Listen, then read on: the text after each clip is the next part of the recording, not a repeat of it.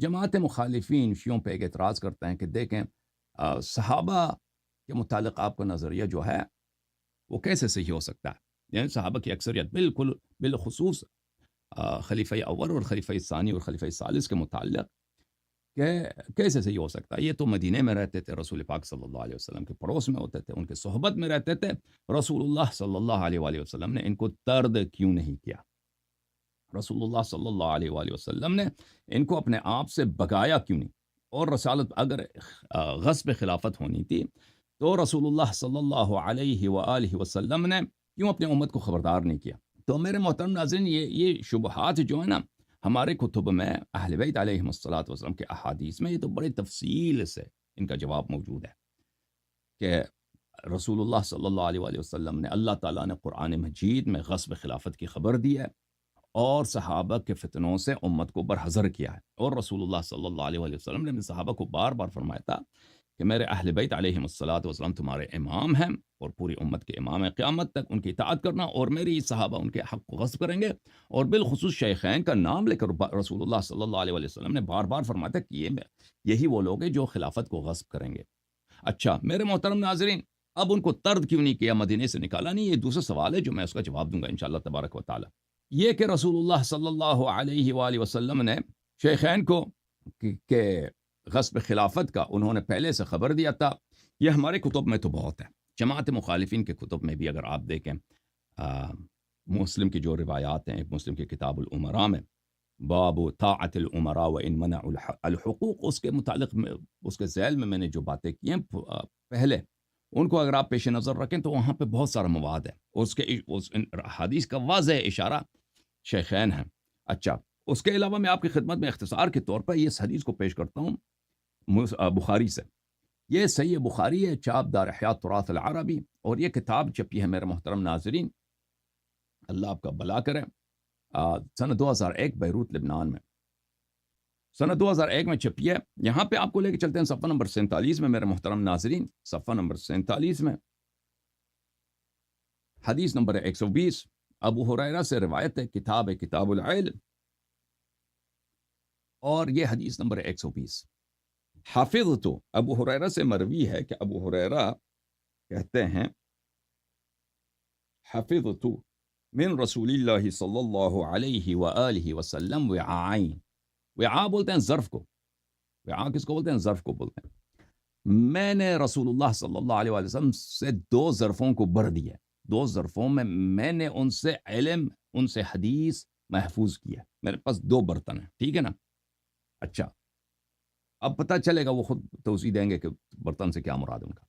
فَأَمَّا أَحَدُهُمَا فَبَثَثْتُهُ، ایک برتن علم کا، ایک جو برتن ہے احادیث کا ایک مجموعہ ہے، میں نے وہ نشر کر دی ہے، میں نے لوگوں سے شیئر کیا، میں نے اس کو ظاہر کیا ہے، ٹھیک ہے نا؟ ایک طرح کے احادیث ہیں، بلا جھجک کے میں نے لوگوں کو بتا دیا، کیونکہ اس میں کوئی حرج ہی نہیں ہے، مجھے کوئی خطرہ ہی نہیں ہے۔ وَأَمَّا الْآخَرُ فَلَوْ بَثَثْتُهُ قُطِعَ هَذَا الْبُلْعُومُ، بلعوم بولتے ہیں بلع کرنے کی جگہ، یعنی گلا۔ احادیث کا جو دوسرا خزانہ میرے پاس ہے، وہ باتیں رسالت پناہ صلی اللہ علیہ وآلہ وسلم سے جو میرے پاس ہیں، جو میں نے پیغمبر سے سنے ہیں، اگر میں ان کو لوگوں میں نشر کروں، قطع هذا البلعوم، یہ میرا گلا جو ہے ذبح ہو جائے گا، میرا گلا ذبح ہو جائے گا۔ اچھا، یہ کس کا فرمان ہے؟ یہ ابو ہریرہ کا فرمان ہے، اور یہ کہ حدیث نمبر 120 ہے بخاری میں۔ تو ابو ہریرہ واضح طور پہ فرماتے ہیں کہ ہمارے پاس، اس کے پاس ایسے احادیث ہیں کہ وہ اپنی جان کی ڈر کی وجہ سے ان کو ظاہر نہیں کر سکتا۔ تو یہ کون سے احادیث ہیں میرے محترم ناظرین؟ ملاحظہ فرمائیے، اسی کے ذیل میں جماعت عمریہ کے علماء خود نے اعتراف کیا ہے کہ یہ غاصبین خلافت اور نااہل خلیفوں کے متعلق ہے۔ یہ فتح الباری بشرح سقیم البخاری، چاپ دار طیبہ، تالیف الحافظ ابن حجر العسقلانی، جلد نمبر 1، کتاب چھپی ہے سنہ 2005 میں، یہ صفحہ نمبر 377 ہے۔ وہی حدیث، حفظت من رسول اللہ صلی اللہ علیہ وآلہ وسلم وعاءین فأما أحدهما فبثثته وأما الآخر فلو بثثته قطع هذا البلعوم۔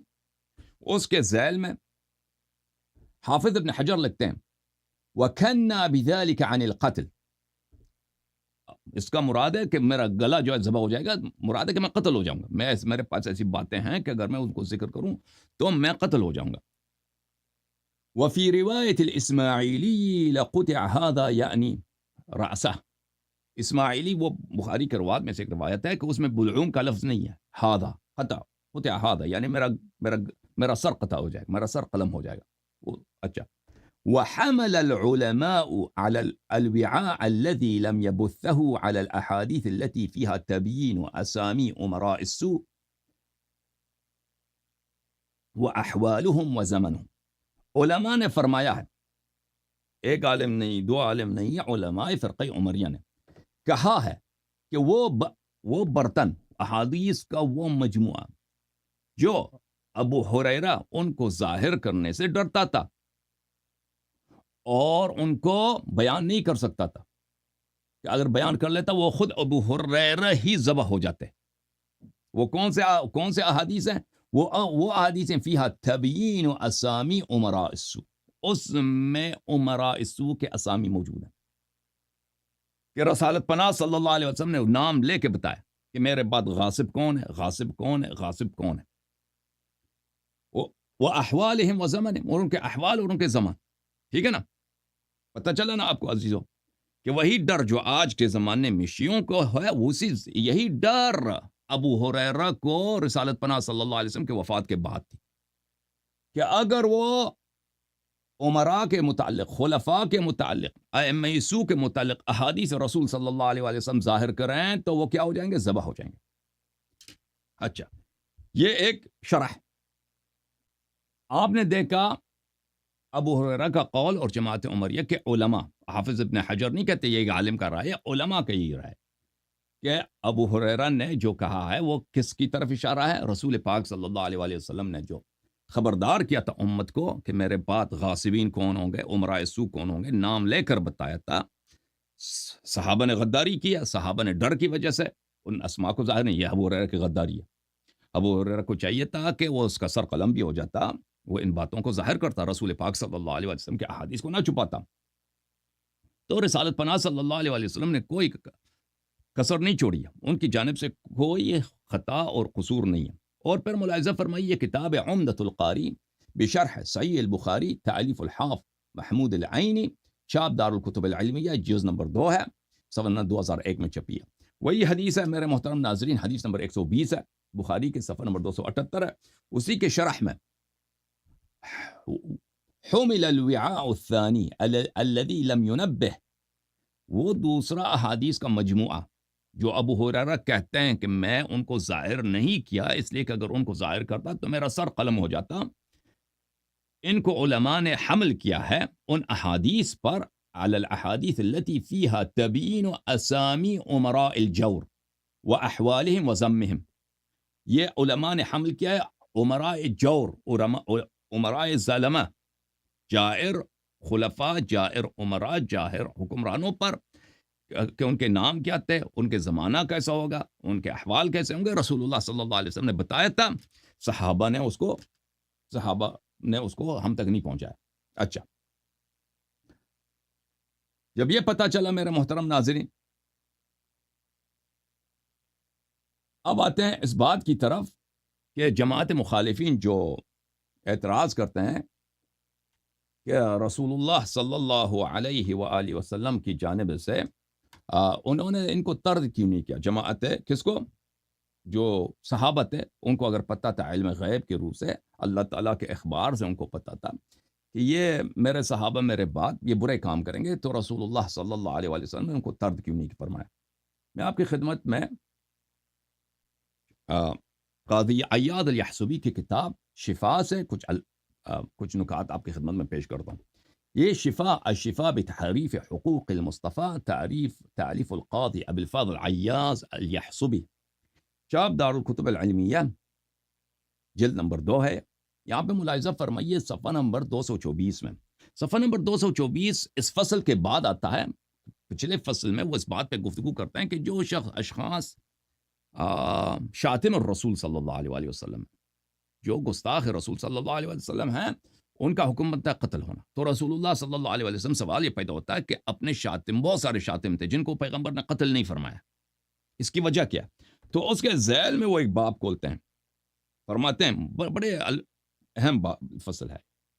فَإِن قُلْتَ لِمَا لَمْ يَقْتُلُ النَّبِيُّ صلی اللہ علیہ وآلہ وسلم اليہودی الذي قال له السلام علیکم. اگر تم مجھ سے سوال کرو کہ وہ یہودی جو اس نے گستاخی کی ہے نبی صلی اللہ علیہ وآلہ وسلم سے اور کہا ہے السلام علیکم، موت ہو آپ پر، السلام علیکم کی وجہ السلام علیکم بولا. وَهَذَا دُعَاءٌ عَلَيْهِ، یہ رسول پاک صلی اللہ علیہ وسلم کی نفرین ہے، بد دعا ہے. کیوں ان کو قتل نہیں فرمایا؟ وَلَا قَاتَلَ الْآخَرَ الَّذِي قَالَ لَهُ إِنَّ هَذِهِ لَقِسْمَةٌ مَا أُرِيدَ بِهَا وَجْهُ اللَّهِ. اور طائف کے فتح کے بعد رسول اللہ صلی اللہ علیہ وآلہ وسلم نے جب اصحاب میں غنائم تقسیم کی ہیں تو ایک صحابی نے، وہ شاید انصار کا تھا، اس نے کہا تھا آپ نے جو غنائم کو تقسیم کیا ہے یہ آپ کی نیت اللہ کی رضا نہیں تھی، اس کو کیوں قتل نہیں فرمایا؟ وقد تأذن النبی صلی اللہ علیہ وآلہ وسلم من ذلك، اس کے اس قول سے پیغمبر صلی اللہ علیہ وسلم کو اذیت بھی ہوئی تھی. وقال قد اوذی موسیٰ بأکثر من هذا فصبر ولا قتل المنافقین، اور رسول اللہ صلی اللہ علیہ وسلم نے فرمایا کہ موسیٰ مجھ سے زیادہ اذیت ہوئے تھے، موسیٰ نے صبر کیا تھا اور منافقین کو قتل نہیں کیا تھا. الذین كانوا یؤذونه فی اکثر الاحیان، کہ وہ منافقین جو اکثر وقت حضرت موسیٰ علیہ السلام کو اذیت پہنچاتے تھے. اس کے جواب میں فرماتے ہیں فَعْلَمْ وَفَّقَنَا اللَّهُ وَإِيَّاكَ أَنَّ النَّبِيَّ صلی اللہ علیہ وآلہ وسلم كان اول الاسلام يستألف علیہ الناس.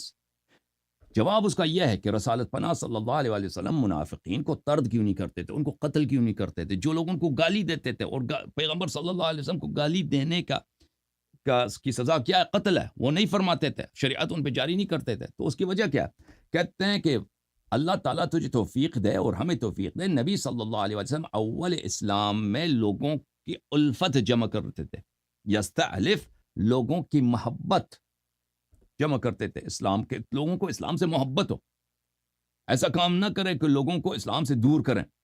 ٹھیک ہے نا، کسی نے بھی غلطی کی اس فوراً قتل کر دو، فوراً جس نے گالی دی، جس نے بے ادبی کے قتل کرنا شروع کر دو. تو یہ سبب بن جاتا ہے کہ لوگ اسلام سے متنفر ہو جائیں. وَيُمِيلَ قُلُوبَهُمْ وَيُمَيِّلَ إِلَيْهِ، رسول پاک صلی اللہ علیہ وسلم چاہتے تھے کہ لوگوں کے قلوب کو اسلام کی طرف مائل کریں، لوگوں کو اپنی طرف جذب کریں.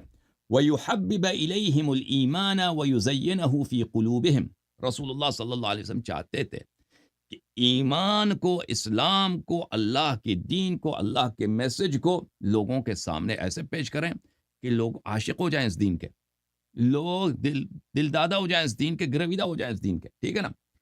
وَيُدَارِعُهُمْ، رسول اللہ صلی اللہ علیہ وآلہ وسلم ان لوگوں کے ساتھ مدارا فرماتے تھے. مدارا فرماتے تھے یعنی کیا؟ یعنی ان کے خطاؤں سے درگزر فرماتے تھے اور بزرگی کا ملاحظہ اظہار فرماتے تھے. اچھا. وَيَقُولُ لِأَصْحَابِهِ، اور اپنے صحابہ سے رسالت پناہ صلی اللہ علیہ وآلہ وسلم فرماتے تھے، وَيَقُولُ لِأَصْحَابِهِ فرماتے تھے إِنَّمَا بُعِثْتُم مُيَسِّرِينَ وَلَمْ تُبْعَثُوا مُنَفِّرِينَ. اللہ تعالیٰ کا تم پہ حکم یہ ہے کہ تم لوگوں کو اسلام کی طرف آسانی کے ساتھ، محبت کے ساتھ، نرمی کے ساتھ لے کے آؤ. اور اللہ تعالیٰ کا حکم یہ نہیں ہے کہ تم لوگوں کو اسلام سے دور کرو، اسلام ہی کو لوگ گالی دے دیں. ابھی جو مسلمانوں کا طریقہ کار ہے دنیا میں، آپ کو پتہ ہے، ٹھیک ہے نا، کہ اسلام کا ایسا چہرہ مسلمان پیش کرتے ہیں دنیا والوں کو کہ لوگ اسلام کبھی اسلام لانے کا سوچ بھی نہیں سکتے، کہ اسلام اتنے وحشیوں کا دین ہے اور اتنے قسی القلب لوگوں کا دین ہے کہ مسلمانوں میں تو محبت ہے ہی نہیں، ان کے دلوں میں رافت و رحمت تو ہے ہی نہیں. اچھا. وَيَقُول، اور رسول اللہ صلی اللہ علیہ وسلم فرماتے تھے یسروا ولا تعسروا، آسان لوگوں کے ساتھ آسانی سے پیش آؤ، سختی سے پیش نہ آؤ. وَسَكِّنُوا وَلَا تُنَفِّرُوا، لوگوں کو سکون پہنچا دو، لوگوں کو متنفر نہ کر دو اسلام سے، مجھ سے. وَيَقُول، اور فرماتے تھے لا يتحدث الناس ان محمدا صلی اللہ علیہ وآلہ وسلم يقتل اصحابہ، فرماتے تھے کہ میں اس طرح بدنام نہیں ہونا چاہتا کہ لوگ کہہ دیں کہ رسول اللہ صلی اللہ علیہ وآلہ وسلم تو اپنے ہی اصحاب کو اپنے ہی یاروں کو وہ قتل کرتے ہیں. وَكَانَ صلی اللہ علیہ وآلہ وسلم یداری الکفار، رسول پاک صلی اللہ علیہ وسلم کفار کے ساتھ بزرگی سے پیش آتے تھے، مدارا فرماتے تھے، ان کے غلطیوں سے، ان کے اخطاء سے درگزر ہوتے تھے. والمنافقین، منافقین سے بھی اسی طرح پیش آتے تھے، کفار سے بھی، منافقین سے. وَيُجْمِلُ صُحْبَتَهُمْ، رسول اللہ صلی اللہ علیہ وآلہ وسلم منافقین کی صحبت میں پیار سے اور اچھے طریقے سے پیش آتے تھے، ان کو جمال صحبت دکھاتے تھے، حسن صحبت دکھاتے تھے. کن کو؟ منافقین کو بھی. منافقین کے ساتھ بھی کیسے پیش آتے تھے؟ ایک اچھے ساتھی کی طرح پیش آتے تھے، پیار سے، محبت سے. ٹھیک ہے نا، اتمام حجت کے لیے. وَيُغْضِي عَنْهُمْ، اور رسول اللہ صلی اللہ علیہ وآلہ وسلم غض نظر فرماتے تھے ان کے نفاق سے، ان کے کفر سے، ان کے جفاؤں سے. تو یہ بہت ہی جو قاضی عیاض صاحب فرماتے ہیں بالکل صحیح فرماتے ہیں، اور یہ آیات قرآن کے مطابق ہے.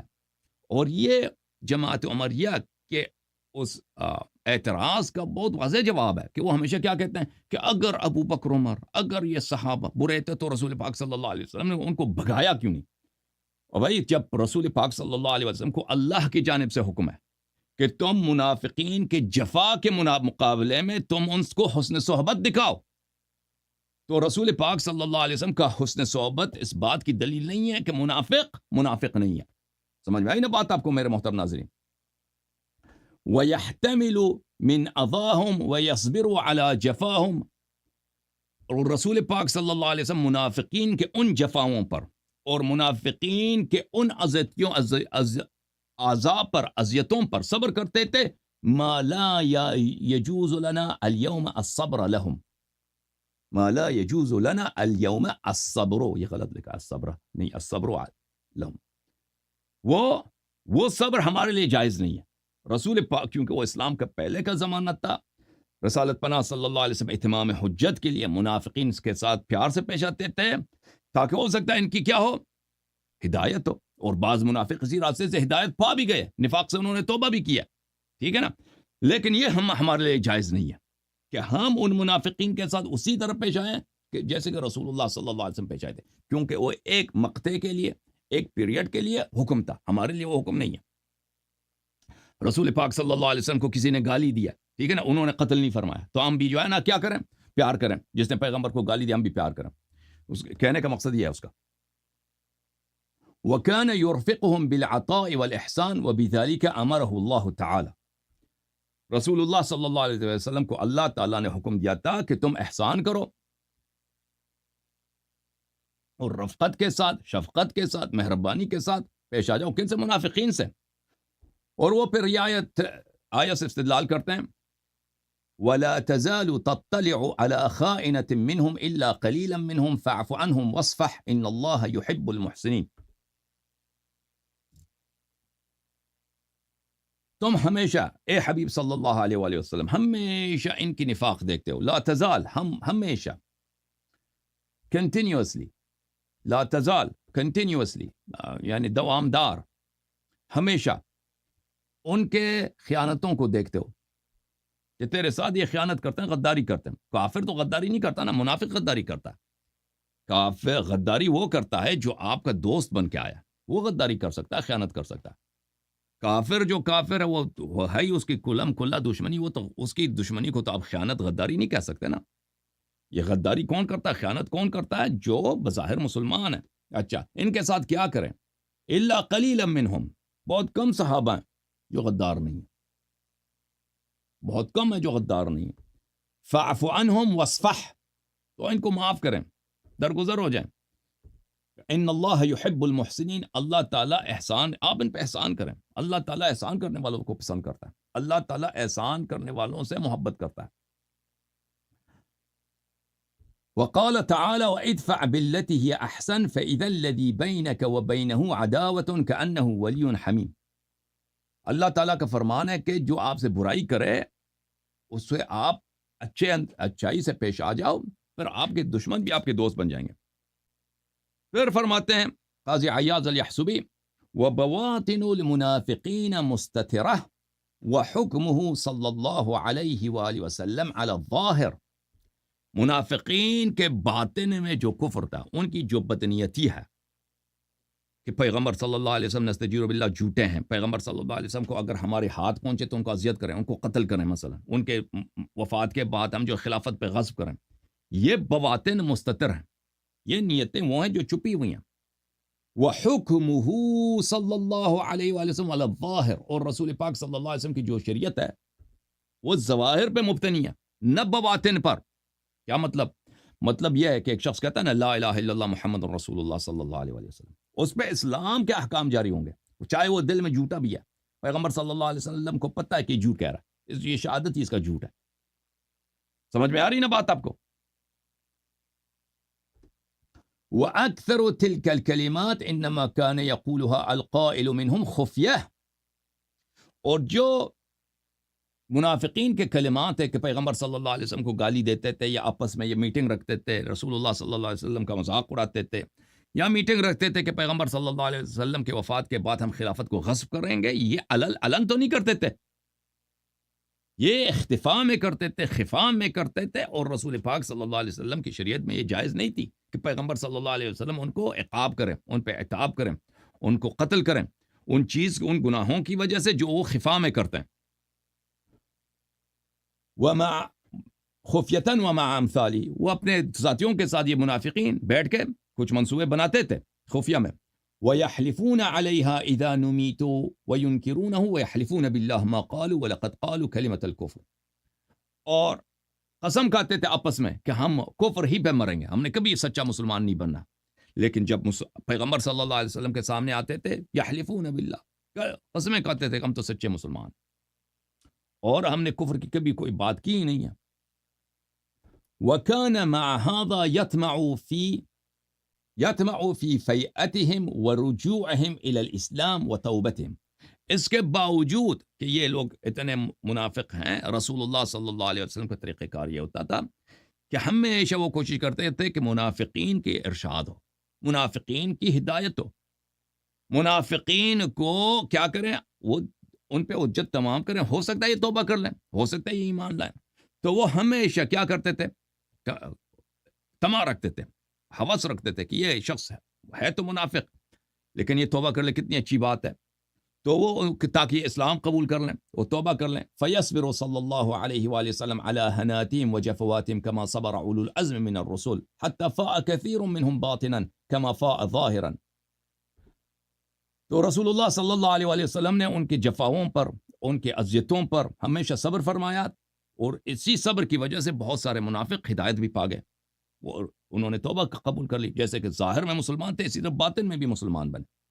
وَأَخْلَصَ سِرًّا كَمَا أَظْهَرَ جَهْرًا، وہ باطن میں بھی یہ منافق، بعض منافق تھے جو توبہ کر گئے، باطن میں بھی یہ جو ہے کیا بنے، مخلص بن گئے، جیسے کہ ظاہر میں تو ویسے بھی مسلمان تھے منافقین۔ وَنَفَعَ اللَّهُ بَعْدُ بِكَثِيرٍ مِّنْهُمْ، اور بعض ان میں سے بہت سارے مجاہد بن گئے، انہوں نے دین کی خدمت کیا۔ تو عرض یہ ہے میرے محترم ناظرین کہ یہ جو کہا جاتا ہے کہ رسول اللہ صلی اللہ علیہ وسلم نے عائشہ سے کیوں شادی کی، حفصہ سے کیوں شادی کی، ابو بکر عمر کو بھگایا کیوں نہیں، تو آپ پہلے اپنے ہوئی کتب میں پڑھیں کہ رسول اللہ صلی اللہ علیہ وسلم کا جو سیرت تھا منافقین کے ساتھ وہ کیسے تھا، ٹھیک ہے نا میرے محترم ناظرین۔